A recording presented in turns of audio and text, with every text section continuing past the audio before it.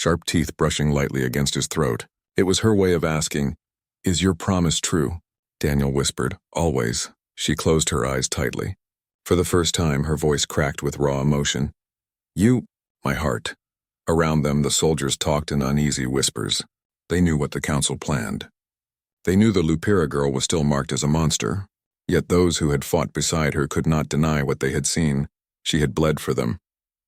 She had shielded them. She had saved Daniel more than once. Slowly, doubt began to grow in their hearts. As the night deepened, Daniel stayed awake beside her. The stars glimmered overhead, and the fire's glow softened her trembling figure. She curled close to him as always, her fangs resting near his throat. But this time he felt no fear, only a strange peace. She was not a weapon. She was not a curse. She was someone who had been denied freedom her entire life. And Daniel made a silent vow beneath the stars. No council, no hunters, no army would ever take that from her again, because she was his, and he was hers. Night was heavy with silence, the kind that carried warning. Daniel could feel it in his bones before the alarm even sounded.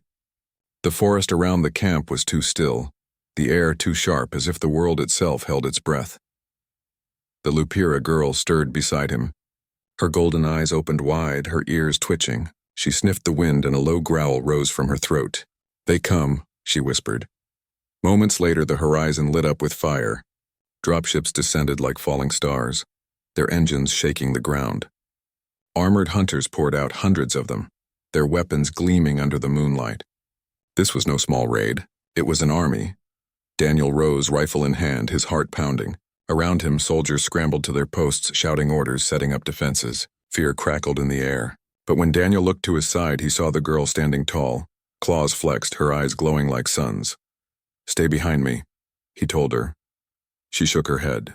"No, I fight with heart." There was no time to argue. The hunters charged. The battle exploded in fire and chaos. Plasma bolts burned through the night, shaking the ground with every blast. Daniel fired until his rifle grew hot, cutting down enemy after enemy. Beside him, the girl became a storm. She leapt into the fray with a howl that split the air. Her claws tore through armor. Her fangs sank into steel and flesh alike. Hunters fell like broken shadows before her fury. The soldiers who had once doubted her now fought at her side, emboldened by her strength. "Cover her flank," one shouted. "Keep her clear," another yelled. The camp no longer saw a monster, they saw a protector. Still, the hunters were endless. For every one that fell, 3 more took its place. Explosions ripped through barricades, fire spread through tents. The night sky glowed red with destruction. Daniel fought desperately, his body moving on instinct. He saw one hunter aim a heavy rifle at the girl's back. Without thinking, he threw himself in front of her. The blast struck him across the chest, throwing him to the ground. Pain exploded through him like fire. The girl turned with a snarl that shook the air. Her golden eyes widened when she saw him lying wounded. "No," she cried, her voice raw and shaking. She dropped to her knees beside him, claws trembling as they touched his armor. Blood stained her hands. Daniel coughed, struggling to breathe. His vision blurred, but he forced his eyes to meet hers. "You can't stop," he rasped. "Don't let them chain you again." Her whole body shook. For a moment, she looked like the frightened girl he had found in the cage, trembling, lost, broken. But then something changed. The sorrow in her eyes hardened into fire. She rose with a howl that split the battlefield. The hunters froze for a heartbeat as the sound tore through the air. Then she moved faster, fiercer than before. Rage and grief gave her strength. She ripped through their ranks like lightning, her claws and fangs unstoppable. The soldiers rallied behind her. "For Daniel!" someone shouted. They fought with renewed fury, pushing back against the overwhelming force. Daniel lay on the ground, pain clawing at him, but his eyes never left her. Even as his body weakened, pride swelled in his chest. She was no longer the trembling prisoner he had freed. She was a warrior, unchained, unstoppable. Through the haze of battle, she returned to him, kneeling once more at his side. Her claws were bloody, her body scarred, but her golden eyes burned with determination. "You stay," she whispered fiercely, her teeth brushing his throat as if to anchor him to the world. "You stay with me, my heart." Daniel's hand rose weakly to touch her cheek. "I'm not leaving," he whispered. Tears welled in her eyes, but her voice was steady. full of a vow that shook with love and fury. I protect you. Always. The battle still raged, but in that moment under the firelit sky, it no longer mattered who called her a monster. She had chosen her place, and that place was at his side. The smoke of battle still clung to the camp, drifting in dark clouds across the broken field. Bodies of hunters lay scattered like fallen shadows, their weapons silent at last. The cries of soldiers carried weakly through the night, but they were no longer cries of fear. They were cries of victory.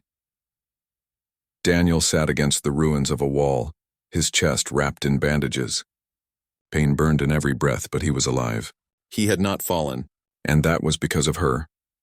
The Lupira girl knelt beside him, her golden eyes watching every rise and fall of his chest, as if each breath was more precious than the last. Her claws were still stained with blood, but her hands were gentle when they touched his shoulder. "You live," she whispered, her voice breaking.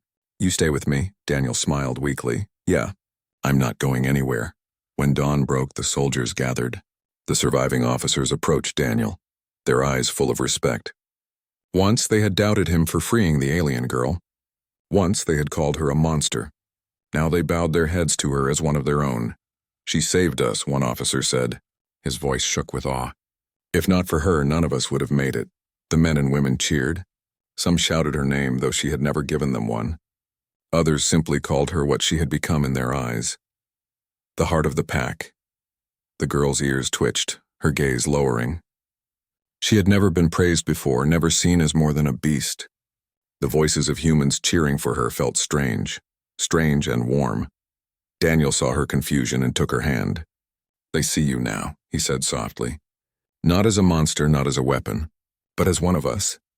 Her golden eyes filled with tears she did not understand. She leaned close, resting her forehead against his. "I am yours," she whispered. "Yours forever." But peace never lasted long in a galaxy at war. News traveled fast. The enemy who had enslaved her would not forget the humiliation of defeat. They would come again with greater numbers, with stronger weapons. The soldiers knew this. Fear spread through the camp like smoke. Yet something was different now. Where fear had once been stronger than courage, now the memory of the Lupira girl's fury filled them with fire. Daniel stood, though pain still racked his body. He raised his voice so all could hear. "They will come again," he said. "But we are ready. We are not prey. We are human. We do not bow." "And now?" He turned to the girl at his side, her golden eyes burning, her claws flexed. "We are not alone." The soldiers roared in answer. That night, as the fires died down, Daniel lay in his cot, exhaustion pulling at him. The girl rested beside him, her body curled close, her breath soft against his throat. Every time he drifted toward sleep, she stirred, her fangs brushing his skin as if making sure he was still there. It might have unsettled anyone else, but to him, it felt like a promise. She had claimed him not as prey, but as her heart, and he had claimed her, not as a beast, but as his family. "Do you ever wonder," he whispered, "what they'll call us when they tell this story?" The girl's eyes opened, glowing faintly in the dark. She thought for a long moment before answering. "They will call us Pack." Daniel smiled and closed his eyes. For the first time since the war began, he believed in tomorrow. In the years to come, the galaxy would remember that night. They would whisper of the human who freed the alien werewolf girl, and how she fought with claws and fury to protect him. They would tell of the soldiers who stood beside her, and how the hunters who thought themselves unstoppable were broken by a pack of deathworlders. But for Daniel and the girl, it was never about legends or fear. It was about the bond forged in chains, sharpened in fire, and sealed by the simple truth that even monsters need a heart, and that sometimes humanity is the one to give it. Ere he only saw pain. One night, when the stars burned bright above the camp, Daniel found her sitting apart from the others. She stared into the fire, her claws curled tight against her palms until they drew blood. "Nightmares again?" he asked softly. She did not answer at first. Her glowing eyes reflected the flames filled with old sorrow. Finally, in broken human words, she whispered, "Always hunted, always chained." Daniel sat beside her. He did not try to tell her it was over because he knew for her it wasn't. Scars like hers did not fade so easily. Instead, he said, "Not anymore. Not while I'm with you." Her ears twitched. She turned her head slowly, studying his face as if testing his promise. Then she pressed her forehead to his, fangs grazing gently against his throat, her way of asking, "You mean it?" Daniel closed his eyes and answered, "I mean it." For the first time he saw tears fall from her glowing eyes. But peace could not last. News traveled fast across the broken galaxy. Whispers spread that a Lupira was alive, and worse, that a human had freed her. Other species feared the Lupira more than fire or plague. To them she was not a girl. She was a weapon that should never have been unchained. And so bounties were placed. Hunters began to move through the stars, following the trail of rumor and smoke. One evening, as the camp prepared for rest, Daniel found her watching the tree line. Her nose twitched, her ears tilted, her body tense. "What is it?" he asked. She spoke in broken words again. "Hunters coming." Daniel's heart sank. "For you?" Her silence was answer enough. She turned to him then, her eyes glowing fiercely in the dark. "If they come, you leave me?" Her voice cracked on the last words, as if she feared the answer more than death. Daniel felt his chest tighten. "Never," he said without hesitation. Her breath caught. For a moment her fierce mask broke, and her face softened into something vulnerable, fragile. She pressed her forehead against his chest, her claws curling into the fabric of his uniform.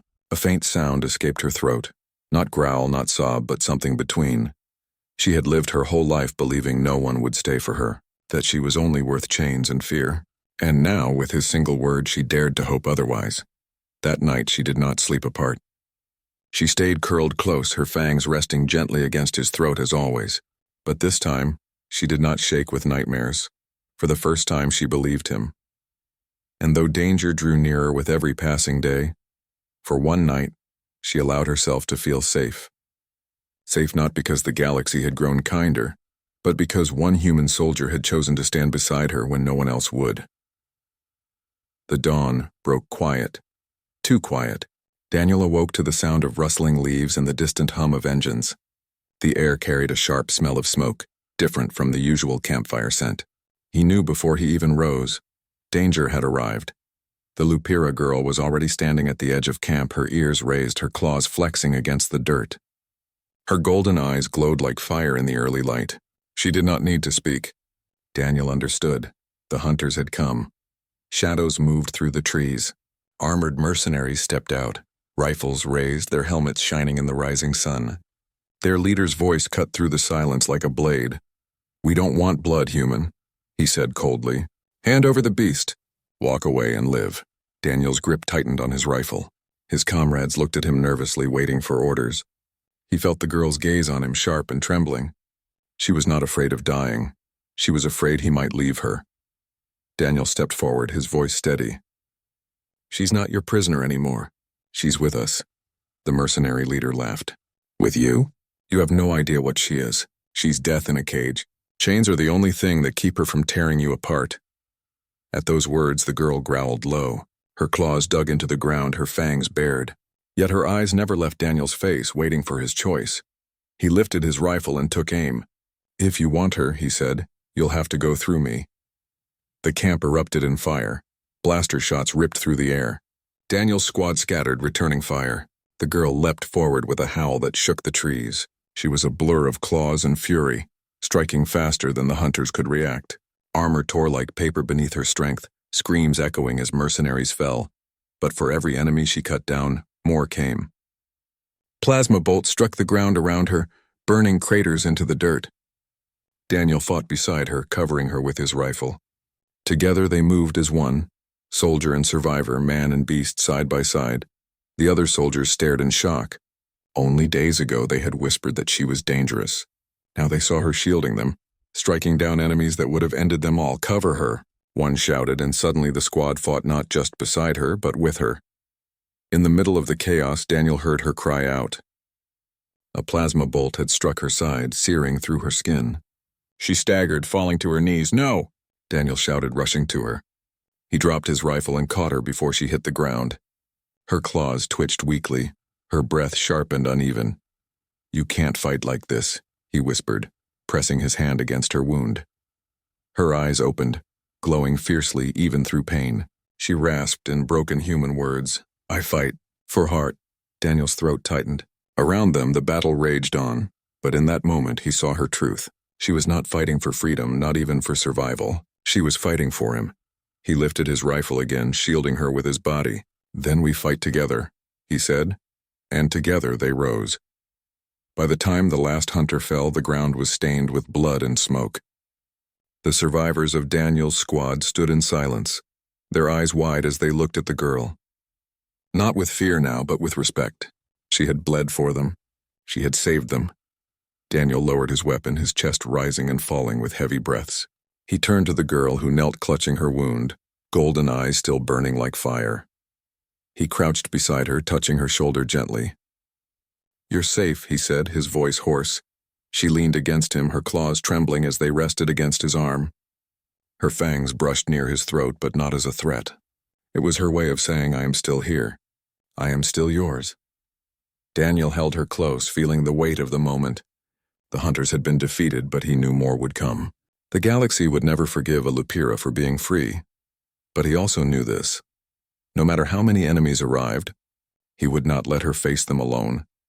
Because somewhere between her chains and his choice to break them, she had stopped being a monster. She had become his reason to fight. The battle against the hunters left the camp shaken. Fire still smoked and the ground was blackened with ash. The soldiers who had once feared the Lupira girl now treated her differently. They saw her strength, her loyalty. Some even offered her food, no longer out of duty but out of respect. But not everyone felt the same. The news of the attack spread quickly. Higher command heard whispers that a Lupira had been freed, and they summoned Daniel to the military council. He stood in a cold steel chamber, facing a row of officers seated behind a long table. Their uniforms were spotless, their eyes sharp, their voices like iron. One officer leaned forward. "Sergeant Daniel, is it true? You freed the creature from her cage?" Daniel clenched his fist but answered firmly. "She's not a creature. She's a person." Murmurs ran across the room.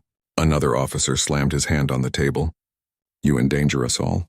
Do you not understand what a Lupira is? They are killers born of rage. Entire colonies have fallen because of them. You should have left her in chains or ended her." Daniel's jaw tightened. Images flashed in his mind. Her trembling hands. Her glowing eyes filled with sorrow. The way she pressed her forehead to his chest at night, as if clinging to the only safe place in the galaxy. He shook his head. "She's not dangerous unless you chain her," he said. "She fights for us.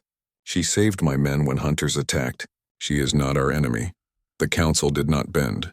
Their voices overlapped with words like unstable, threat, and execution. They decided she would be taken to a secure facility, locked away forever.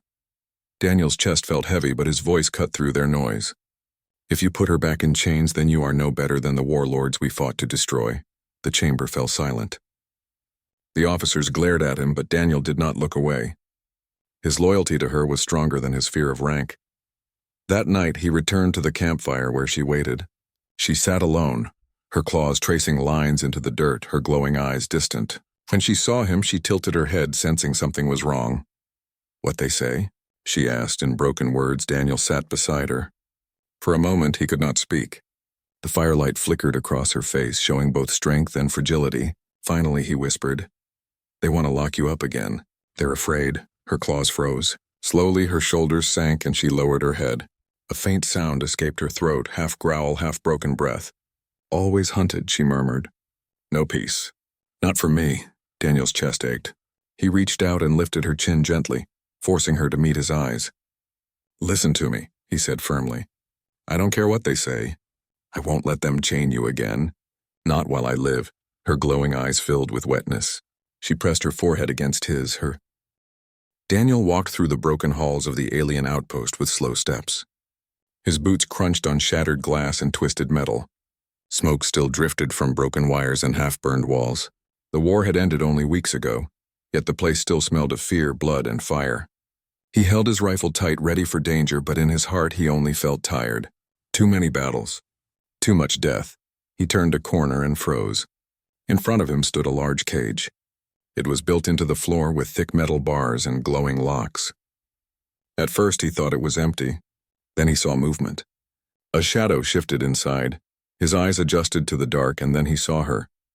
A figure crouched against the far wall, chained at the wrists and neck. Her body was thin, covered with bruises and dirt, but her form was not fully human. Her ears rose higher and sharper, her claws black like obsidian, and her fangs gleamed even in the dim light. Her eyes glowed faint yellow like dying stars. A Lupira. Daniel's breath caught. The galaxy spoke of the Lupira with whispers of terror. They called them werewolves, beasts born from shadow.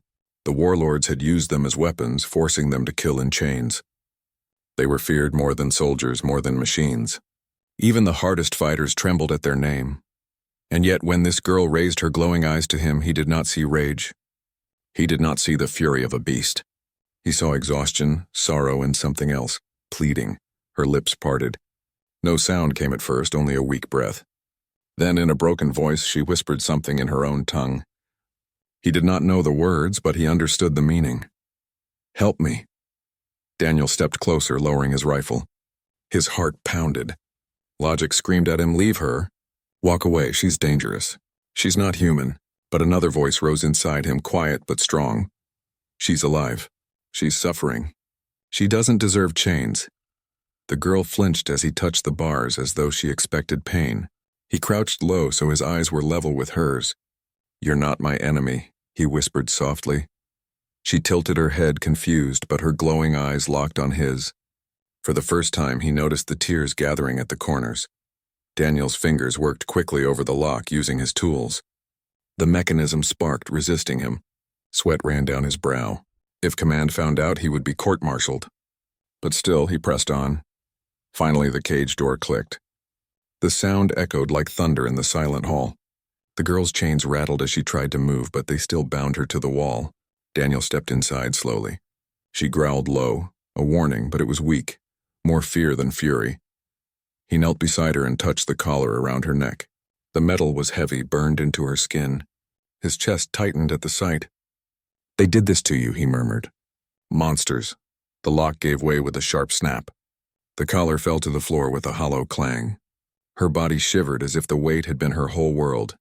Daniel worked at the chains on her wrists until they too clattered away. Finally free, she swayed forward and collapsed into his arms.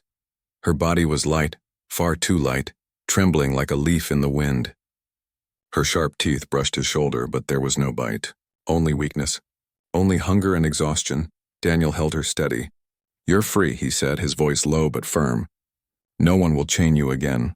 The girl pressed her forehead weakly to his chest. A faint growl rumbled from her throat, but it carried no threat. It sounded like grief, like a storm of sorrow she could not put into words. He tightened his grip on her fragile frame. For reasons he could not explain, Daniel felt a vow settle deep inside him. He would protect her. Not as a soldier guarding a weapon, but as a human shielding another soul from cruelty.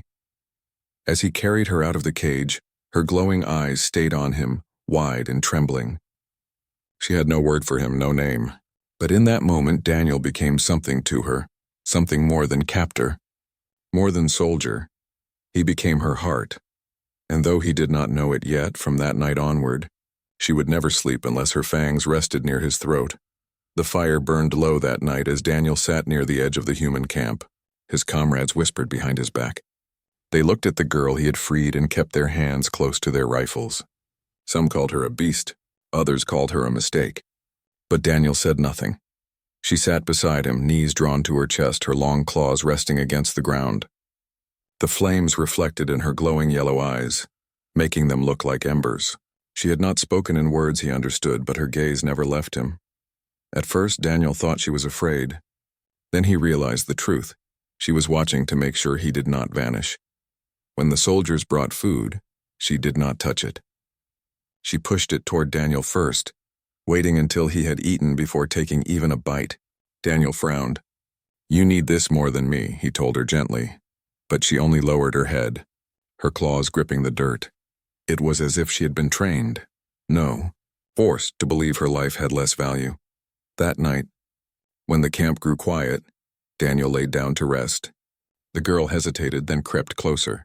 She curled beside him, her body tense, her sharp teeth grazing near his throat as she breathed. The other soldiers shifted uncomfortably. "Careful, Daniel," one muttered. "That thing will rip your jugular out while you sleep." Daniel opened one eye and stared back. "She won't," he said. His voice was calm, certain. The girl's ears twitched at the sound of his words. She pressed her forehead closer against his chest, her sharp fangs resting just under his jaw. It was a strange closeness, neither threat nor comfort that humans would understand. But Daniel understood the meaning. She was saying, "I trust you with my teeth. Trust me with your heart." The soldiers shook their heads, but Daniel ignored them. He let his arm rest gently over her trembling shoulders. She shivered, then slowly relaxed, her breathing softening into sleep. For the first time since freeing her, Daniel saw something that looked like peace on her face. In the following days, she grew a little stronger. She followed Daniel everywhere, silent but alert, like a shadow made of muscle and instinct. When danger rustled in the trees, she was the first to notice, her ears rising and her body tensing. One morning, when rations ran low, she vanished into the forest.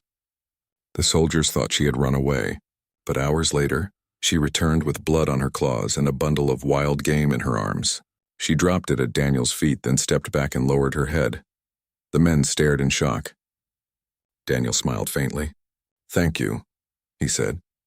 Her eyes brightened at the sound like a spark of sunlight after a storm. From then on, she hunted for the camp. But every time she brought food, she still gave the first piece to Daniel before eating anything herself.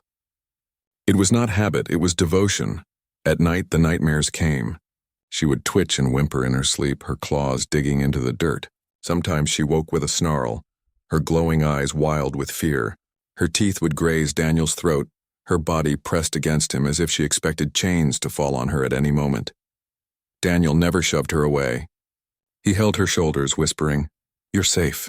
Nobody's taking you back. Not while I'm here." Slowly, her growls would fade. She would bury her face against his chest, her sharp teeth brushing against his skin. Not in hunger, but in desperation.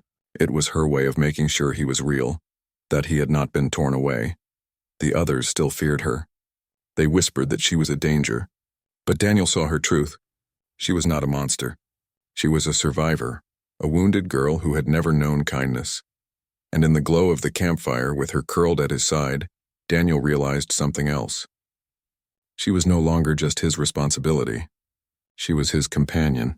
The galaxy had called her a beast. The warlords had called her a weapon. But when she pressed her head against him, Daniel knew she was neither. To him, she was simply his. And though her fangs rested always near his throat when she slept, they were no longer a threat. They were a promise, her vow that as long as she drew breath, she would never let him go. The days turned into weeks, and slowly the camp grew used to her presence. The soldiers still watched with wary eyes, but they could no longer deny her loyalty. She hunted for them, guarded the perimeter, and moved like a silent shield whenever Daniel walked. But when the sun went down, the shadows returned. Night after night, Daniel heard her trembling beside him. Her breathing grew fast, shallow, as if she was running through a nightmare she could not escape. Sometimes her claws tore lines into the dirt. Other times her low growl rose like thunder, a sound of fear disguised as fury. Daniel would place his hand on her shoulder and whisper, "You're safe. I'm here." Often she startled awake with her fangs brushing his throat. It was never an attack, it was desperation. Her golden eyes, wide with fear, always searched for him as though she expected he would vanish if she blinked. When she saw him still there, alive, she would collapse against his chest with a sound half growl, half sob. Daniel held her until the trembling stopped, and though his comrades whispered about Dang,